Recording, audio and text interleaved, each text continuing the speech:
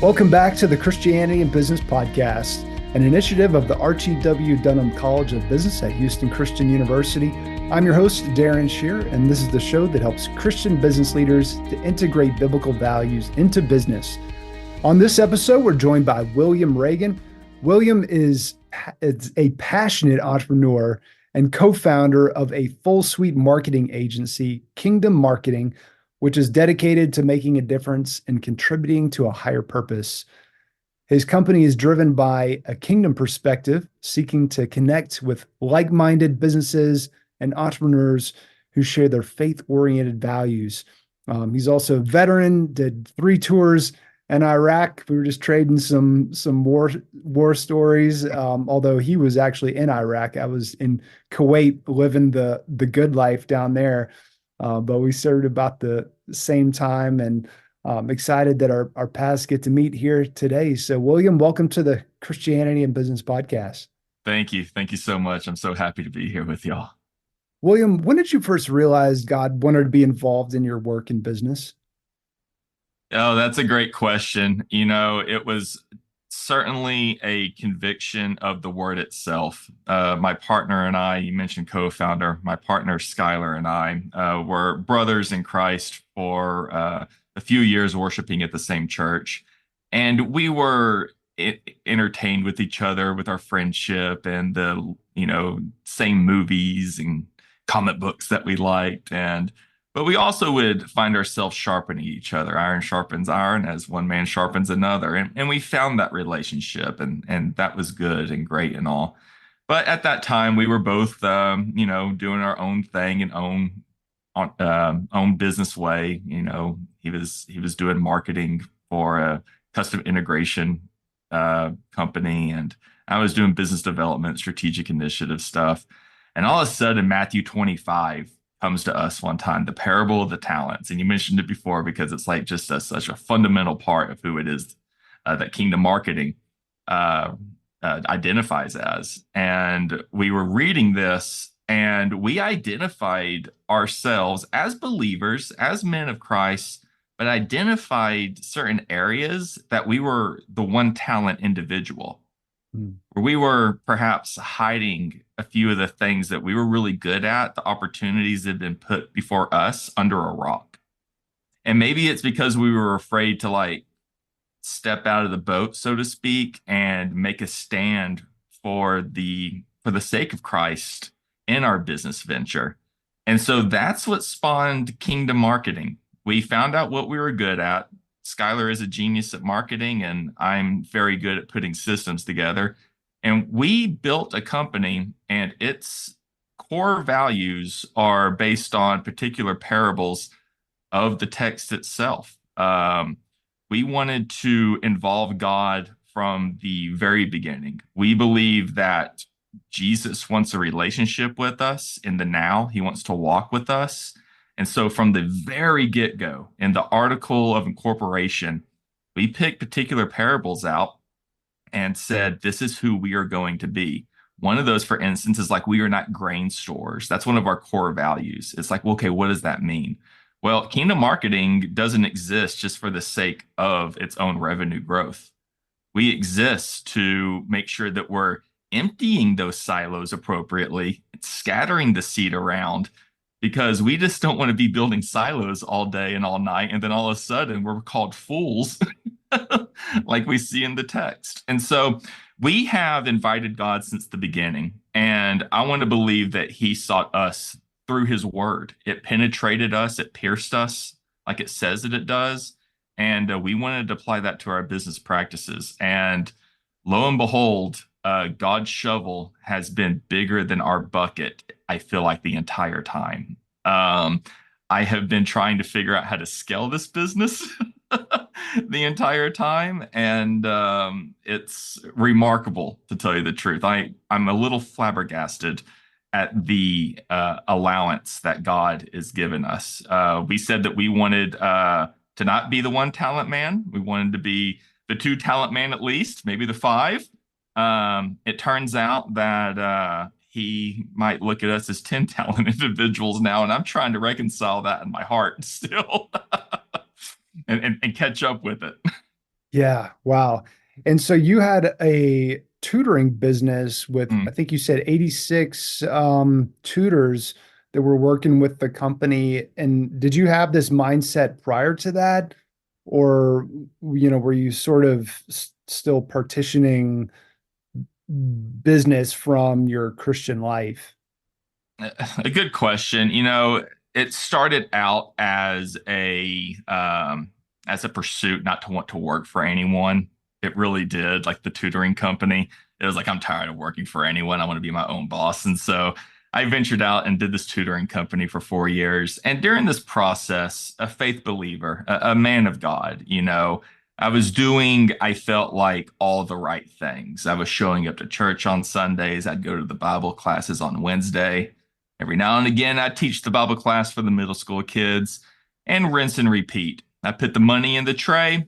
Sometimes, I'd feel good about it. Sometimes I wouldn't think anything of it. And I felt like I was just kind of going through cycles at this time with my walk in Christ. Christ was my, I said Christ was my king. I was living a life that anyone would look at and be like, he's not too bad of an individual. Sure.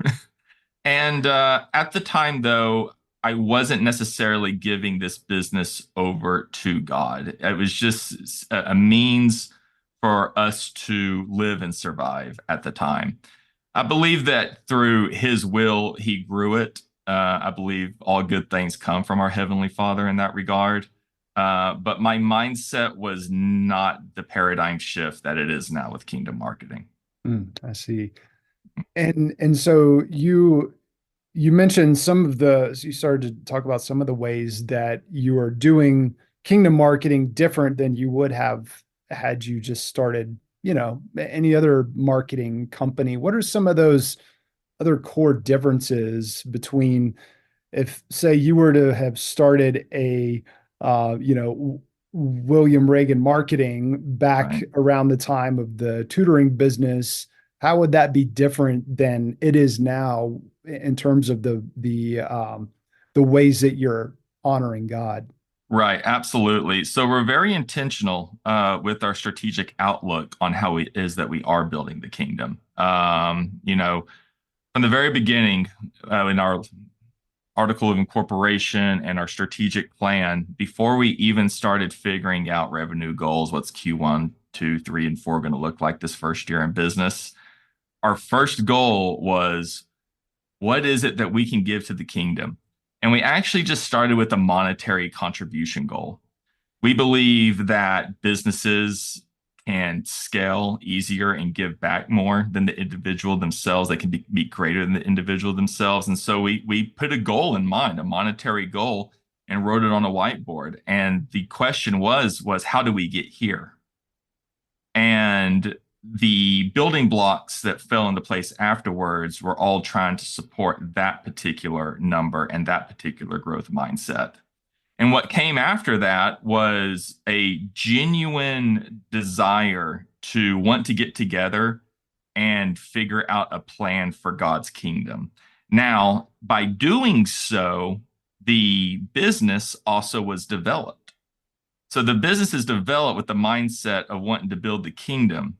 And it allows you to kind of have a very strict stewardship mindset when it comes to that now.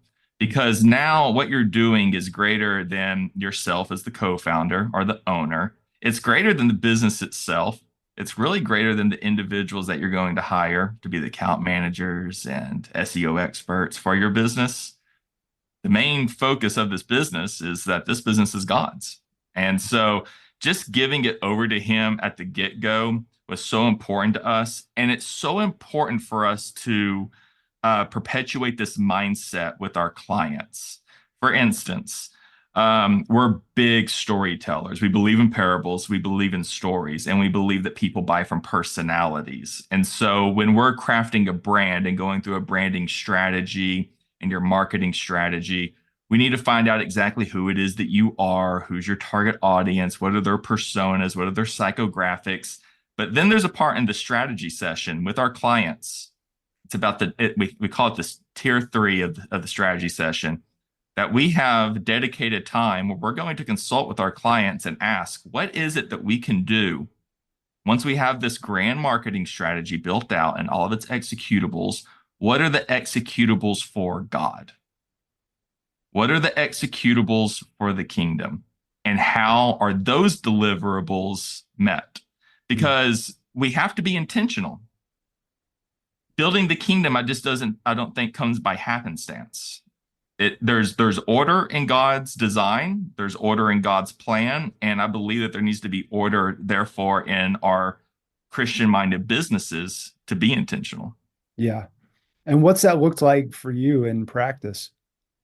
Well, from the beginning, we identified a nonprofit that was very near and dear to our heart. That's kind of how we said, how are we actually going to make a monetary contribution to something that does build the kingdom? And so that partner was Sacred Selections. They are a foundation that takes the monetary burden off of a family and funds the entire adoption process for a fatherless child into a good, moralistic Christian home. That right there is kingdom building. I mean, it's the orphans, it's the people, it's the kids, it's taking care of the vulnerable. Matthew 25, you keep reading, it goes into the separation of the sheep and the goats. And sheep activity is described as the individual that took care of the least of these, the most vulnerable of us. And so that was kind of in our mindset. How do we identify the least of us and the most vulnerable of us? And Sacred Selections just came at a kind of a divine given time. It's like, yes, that's it. And so we asked to become a percentage of proceeds partner with them. And we have decided to dedicate 10% of our net revenue back to Sacred Selections. And we want to grow that. I want to grow more offerings as well. So during our strategic sessions, if our clients like, oh, I don't know what to do specifically, I want to be able to lead them. I want to be able to equip them. I believe that this is also a process that can equip the saints, which is a practice of the church. You know, if you can't figure it out so far, hey, we got Sacred Selections over here, we got B over here, C over here. So I'm really prayerful in prayer to God to open up more avenues and foundations for us to have an offering for our clients. But some of our clients come in and they're like, oh, I heard about this one thing that they're doing. Like, let's figure that out. Let's figure that out. And the 10% that we accrue from you is going to go right back into that thing that you love to build the kingdom. So, yeah. And how has that initiative impacted the operations of the company and the way that you guys actually do the work of marketing and brand consulting and all those kinds of things? yeah, when it comes to a particular brand, let's say, for instance, we recently signed a cybersecurity firm. And, the cybersecurity firm in and of itself, of course, is not a Christian like messaged cybersecurity firm. But the owner certainly is of a Christ-like minded individual. And so crafting that out, of course, the persona of this firm will be based on who it is that they are. We want to bring their personality out, but building those good building blocks, building upon those building blocks of just good marketing practices and tactical and holistic and strategic executables, we're able to then bring more clients. We're able to bring more business into this client that we have. And they, in turn, though, because they've partnered with us, are now making more money, bringing in more revenue, meaning that the 10% of that net revenue is increasing for our organizations we want to partner with to build, their organizations that they want to partner with to build. And so it's hand in hand as we grow and make more revenue, and as our clients grow and make more revenue, we found that we're able just to give more. And that's just kind of like I was saying, we're not grain stores. We want to be able to give more. If we still have to keep the lights on, like it's not just some like frivolous, like let's give it all away. That would be cool, but I don't know how I would perpetuate the kingdom activity that we need to. And so we feel like 10% is our sweet spot right now. It'd be cool if it was larger, Lord willing. We'll see. Yeah. William, can you tell us a story of a time when you saw God's hand at work in your business? Absolutely. Um, I didn't know what I got myself into. I think I kind of said that his shovel seemed a lot bigger than our bucket at one time. And that was about 4 months in. Like when we started this, it was kind of like, you know what? Let's just see organically how it goes. We're bootstrapping this thing. And it's like, you know what? Let's just see organically how it goes with our initial outreach. Let's shake the low hanging fruit off the tree and let's do some LinkedIn outreach and whatnot. The response was a lot. And I didn't know exactly how to scale at the speed that I needed to. And it's one of those things where the problem felt so great at the time, where it's like, how are we going to serve all these people appropriately? Like, what have we done? Like, we have this grand mission and this kingdom oriented aspect, and God's actually has given us more talents to accomplish that. And lo and behold, over the course of about 2 weeks, every single building block I felt like that I needed to succeed in properly scaling at the speed that I needed to fell into place. Hmm. It fell into place. And I was telling my wife, Melissa, I was like, man, I don't know how we met this partner today to like do, this fantastic graphic work for our clients. And we partnered with this one company that's really just A class in their SEO, PPC, social media outlook. And then when we signed with them, I looked at like, some of their PDFs and paperwork, and I see this little Jesus fish at the top of their PDF. And it's a First Corinthians passage up there. Well, I take a screenshot and I send it to Skylar. And I was like, what are the chances that our new partner that we just acquired is also a faith-based organization? Sure enough, they are. And it's like, what? Like there was 10 other ways that we could have gone during that vetting process, and we went with them. And we didn't even know that at the time. And it turns out that they are. And the relationship since then has been so beneficial. It's been an ironing, sharpening iron moment. And so, you know, I don't know even what tomorrow brings for the business. All I know is that today and from the past, God is supplying everything that it is that we need. I don't fully understand it sometimes or can see it at its full scope, but from where we were at in just 1 year and 2 months, it has to be God's work. Like I couldn't have done it. I don't, at the time, I didn't know how to, and it got done. Yeah, I love it. What's one of your favorite? You mentioned the parable of the rich fool and the parable of talents. What's another one of your favorite scriptures related to business and entrepreneurship? Oh, absolutely. I absolutely love I've spoken about it a few times, and I like relating it to business, but it might have a loose interpretation in there. But we see a stormy night on a sea with disciples in a boat, and one man named Peter sees their Lord out on the ocean, calling out. They're scared. It's a ghost. What is it? The fear, and then it's like, oh, it's our Lord Christ. And Peter, God bless him for who he is, he believes so fervently in Jesus Christ that he steps out of a boat, and for all intents and purposes, this fisherman knows how water works. Mhm. And he steps on it. He steps on the water. And here's the best part about Peter is that he's stepping on the water, and then all of a sudden he gets scared again. He starts to fear again, and he starts to sink.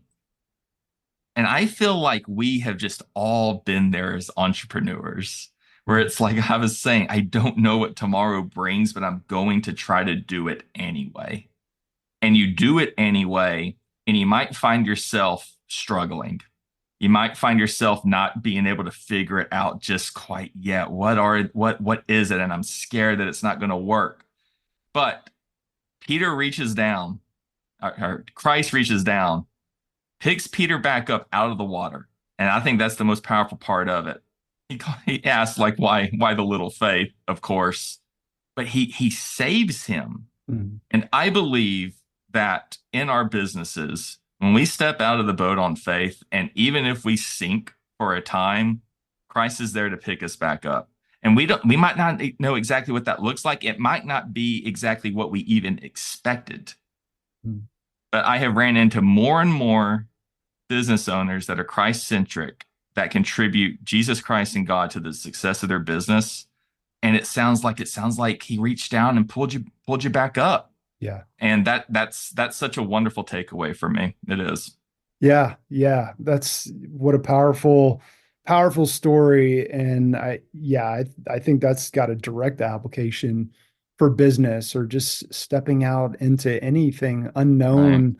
And I mean, that's the lifestyle of Christianity, is a life of faith, right? You Mm, know, it's not a life of getting all of your questions answered and then, okay, I'll go implement that. It's go to a place I will show you. mm, Didn't say wait, Abraham, until I show it to you and then you go. But you just take that step and God is gonna lead you. It's a life of faith. I love that. mm, So the website is trykingdom.com. mm. What do you want to say to our clients about, or potential clients among our audience, about reaching out to you and how they could take the next step? Yeah, absolutely. If you haven't done a full marketing strategic plan and maybe you're wearing the marketing hat and it's just getting a little too heavy, allow us to take that off your shoulders. We consider ourselves stewards of these operations and deliverables, and we take them with great pleasure and pride. If you want to increase your exposure, and what I mean by that is, do you want to build your talents? Do you want to build talents with us? We would absolutely love to talk to you about that. We're full suite, everything from graphic design to SEO, PPC, social media management, cold email, LinkedIn marketing, you name it. We have the systems in place and account managers ready to help you. And we want a relationship. We're transparent. We want to make sure that you know exactly every single dollar that is going towards your marketing is accounted for. Another great passage is, we just like the passages about good and honest scales and how God is pleased with those. Those Mhm. we don't scan over those verses Yeah, lightly. yeah, And so if you want a good steward in your marketing practices, give us a try. Give us a call. You can go to trykingdom.com, trykingdom.com. You can fill out the contact form, and I'll personally reach out to you, or William at trykingdom.com, if you want to email me. And we'll see if there's a relationship, see if we're copacetic, and we can rock and roll from there. yeah. Awesome. What's one of the non-obvious kind of low-hanging fruits in marketing that a lot of businesses could just immediately kind of turn the dial on that and it would start to generate immediate results? Yeah, it depends on the industry. I believe that LinkedIn Sales Manager is a fine place to go right now if you kind of like that networking approach and want to try to get a relationship going at first. I wouldn't start with a pitch first when connecting with individuals. I would literally just start with, "Hey, how's it going?" And I really think that you can segment down really well for not much money. I think it costs about $80 a month for LinkedIn Sales Manager, and you can delineate down pretty good your target audience and who it is that you want to find and talk to. That's a good return on investment. Also, if you have a particular something big happens in your industry and you need to get the word out fast, cold email marketing is fantastic. If you need to set it up right, don't just do it from one domain. That is free advice. Do not cold email in bulk from one domain, people. But set it up right, and you can get 7,000 emails out in a month to prospects and make sure that, hey, this is happening right now. I want to bring your attention to it. Have your booking right there in the email. You can qualify them in one email, two emails sometimes, and you can have a booked prospect on your calendar. And so I think that those are just two like good things right now. There's longer play stuff. SEO is a much longer play. PPC is a great play for fast results. Be careful. Don't waste money.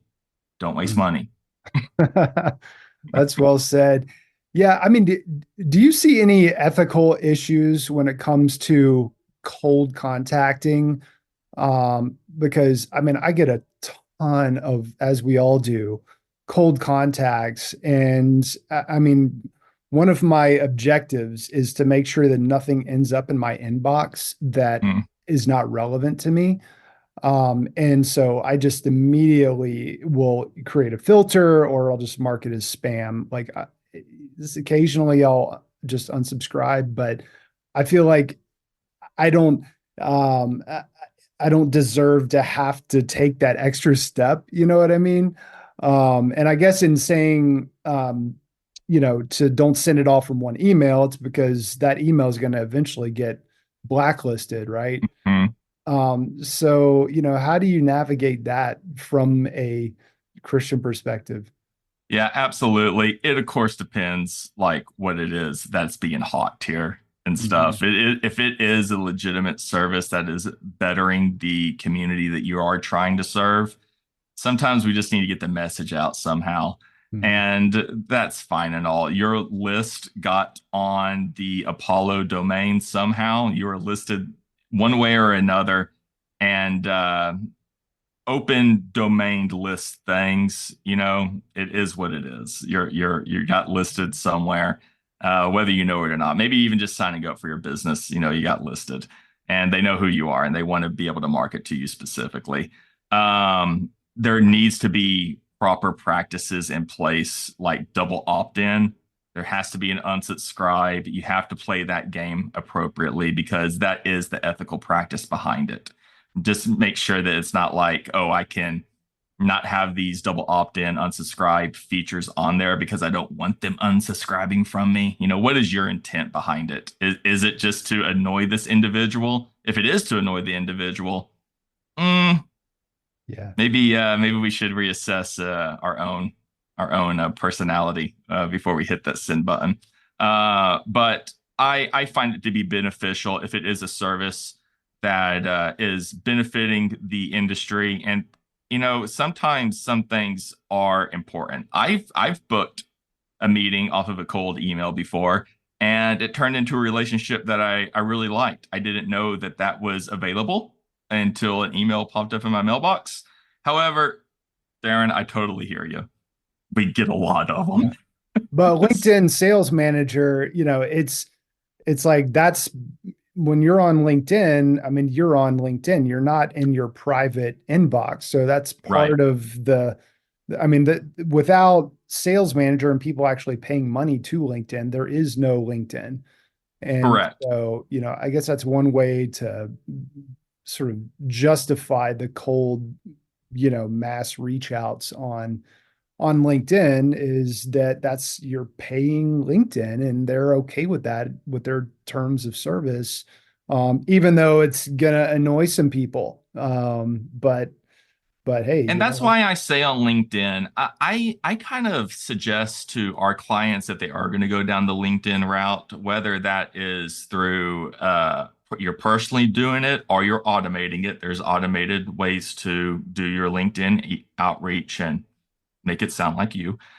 We could talk about that more if you'd like. But I treat LinkedIn kind of like you would go to a networking event. And I just don't go up to a stranger at a networking event. I know we're here to network, but I don't go up to them and be like, hey, you want marketing? Hey, do you need a new bathtub? I'm selling bathtubs over here. I don't know you. I'm William Reagan, by the way. Like you don't do that. And so I wouldn't treat LinkedIn that way either. Because I get messages on LinkedIn and it's the pitch immediately. It's yeah, the pitch. The first message I ever receive from this person is the pitch. Warm them up. Like that's a place for relationships. And you can build great relationships on LinkedIn. You yeah, can. yeah. Yeah, good point. Well, William, this has been a fascinating conversation. I've really enjoyed getting to meet you. Again, everybody, trykingdom.com is the website. You can definitely get a good sense from this interview of William's expertise in the area of marketing and branding. So definitely give him reach out to him and get a conversation going. William, we really appreciate your heart for the kingdom and to do things God's way. And thanks for helping us grow today. We appreciate that. Thank you. We hope you've enjoyed this episode. And if so, we would greatly appreciate it if you'd leave us a quick rating and review for the Christianity and Business podcast on iTunes. You can get more information about HCU's Center for Christianity and Business and sign up to receive free access to all issues of the Christian Business Review Journal by visiting our website at christianityandbusiness.com. Thanks for listening, and remember to keep integrating biblical values into your business.